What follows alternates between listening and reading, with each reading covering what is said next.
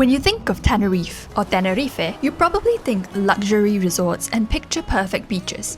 But in this video, we are going to explore a different side of Tenerife you might not have seen before.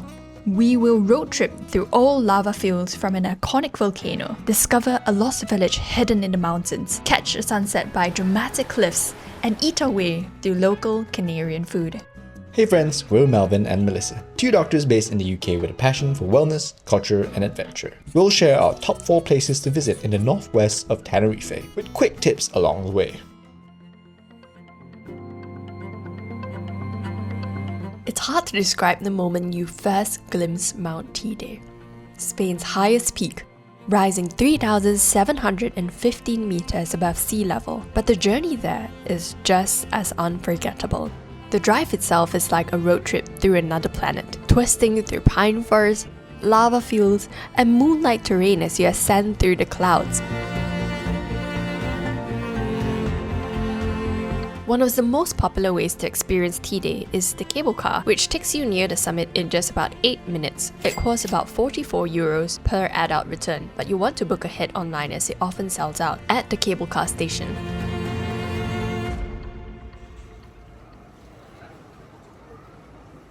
Is it cold, Sean? 0 o'clock. Very cold. In the ice.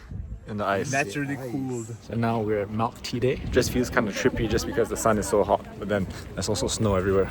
There's a cafe with panoramic views, perfect for a quick bite while soaking in the altitude. But don't miss the surrounding areas too. Some of the best ones that we really enjoyed were firstly Roques de Garcia, which is a towering rock formation set against the Teide backdrop, one of the most photographed spots in the park. If you don't want to come here, we would suggest coming earlier if you don't want to get parking at like the popular spots. But because we had breakfast and we took our time, we actually came here quite late in the morning, so a lot of the parking lots are full. But there are a lot of laybys where you can just stop for a sec. We're just taking some photos there, and oh, it's beautiful. It's actually like, it's almost like you feel like you're almost like in Mars. Yeah, and you can see some snow along the ground. Mountains are still snow-capped. So right now we're in a volcanic crater, and you can see all these black rocks, which presumably is all like lava, or used to be anyway.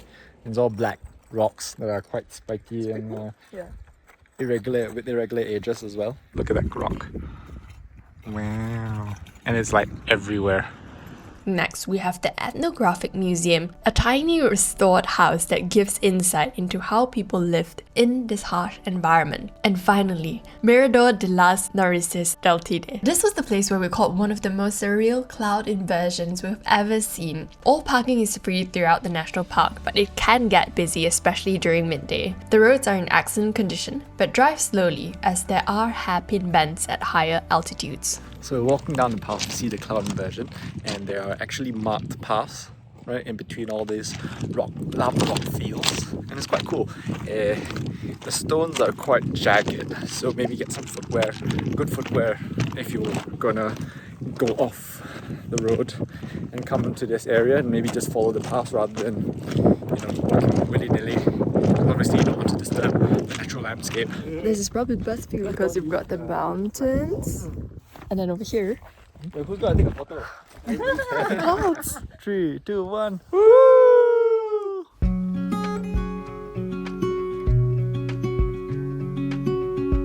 Next, from the high mountains we descended the winding roads into Masca Valley. It felt like we were entering a forgotten world, tucked between steep cliffs and lush ridges. Masca is a tiny village, once home to pirates, and now is one of the most beautiful spots on the island. But what makes it even more meaningful is its history.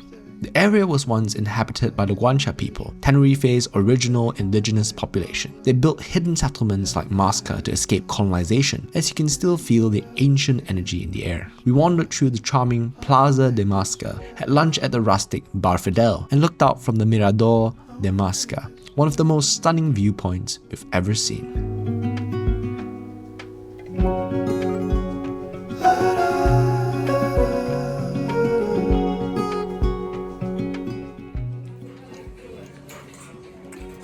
Tastes like exactly like ayam brand. Use the coffee spoon. You need to microwave it.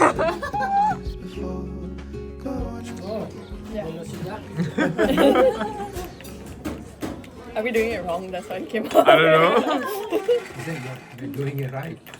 It's like, oh.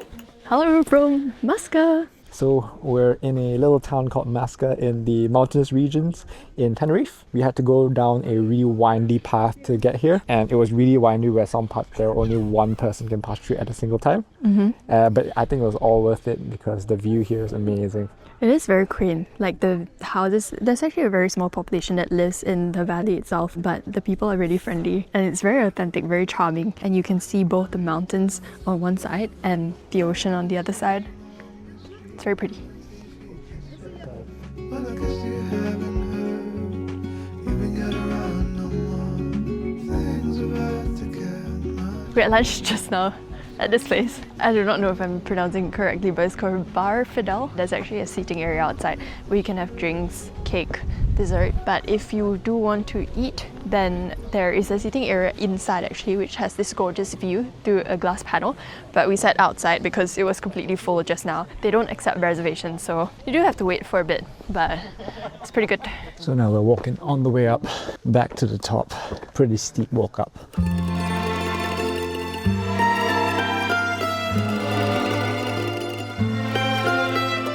Quick tips, parking is free but very limited. Roads here are steep and narrow, so drive really slow, especially around the corners. And oftentimes, the roads are not large enough for two cars to go at the same time. Also, bring cash for small local cafes and shops. For hike lovers, there's a famous trail from Masca down to the sea, but you need permits and it's currently under controlled access, so check in advance.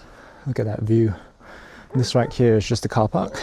There's quite a small car park right before where the entire village area is, and you can't really park down there because it's really slopey and hilly. So this is probably the last point that you can park before you get down there, and parking here is limited, so do peel your eyes for parking once you reach the valley. Then we headed south to Los Gigantes. The name means the giants, and you see the towering cliffs rising straight from the sea. We first arrived at Playa de los Guios, a small black sand beach right by the cliffs. It's a great place for a swim or to relax, though you won't catch the sunset directly here. Instead, take a stroll through the paved path hugging the coast. There are many hidden corners with epic views and golden light filtering between the cliffs. This is also a great base for water activities like kayaking or paddleboarding beneath the cliffs. There is paid parking by the marina, but it fills up pretty quickly, so arrive early or later in the evening for golden hour when it's quieter. It's also a great place for lunch or enjoying an ice cream by the water. Number 4. Puerto de Santiago. Sometimes the best stops are the unplanned ones. We were originally heading to a different local restaurant, but it was unexpectedly closed, so we wandered a few doors down and stumbled upon Cielo y Mar. But we couldn't find parking there, so we parked all the way there. But the rest of them are there, so we're just going to join them. It is an uphill walk, but it's absolutely beautiful. I think I'm going to miss the sun in the UK. So our host for our accommodation was actually saying the peak season in Tenerife is actually during the winter months in the UK, because most of the other European countries are very cold, so a lot of them come to Tenerife for the sun. It turned out to be one of the best meals of our trip, sitting out on the terrace overlooking the Atlantic, tucking into grilled fish and paella. It was just one of these moments you know you'll remember. We'll put the location linked in the description below, but oh, that was beautiful. Usually we think that the restaurants with a good view wouldn't be that good in terms of the food, but that was beautiful and the views so good.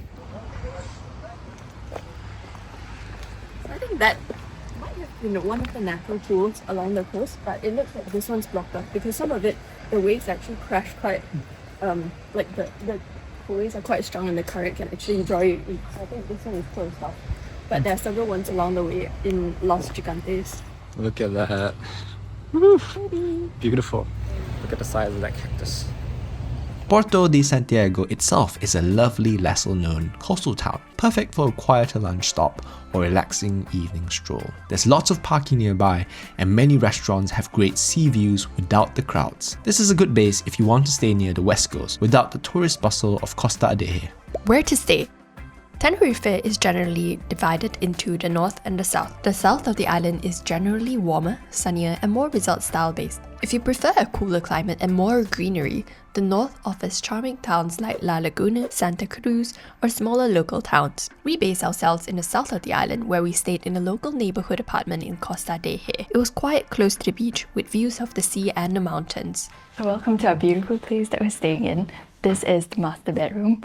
It's really well furnished and it's really cozy. There's lots of storage space here. Yeah, we're actually staying here with the whole of Melvin's family, so there's 6 of us in total. This is the first room as you enter here. And there's a place where you can put your shoes and like a really nice entryway. There's another room here, but someone's sleeping there currently, so we won't show that. A nice bathroom with like washing machine. And this is like the living room. A beautiful kitchen. Woohoo! It's so like well equipped because there is a first aid kit, coffee machine, and they even provided some beer, Moscato, Coke, bottled water, and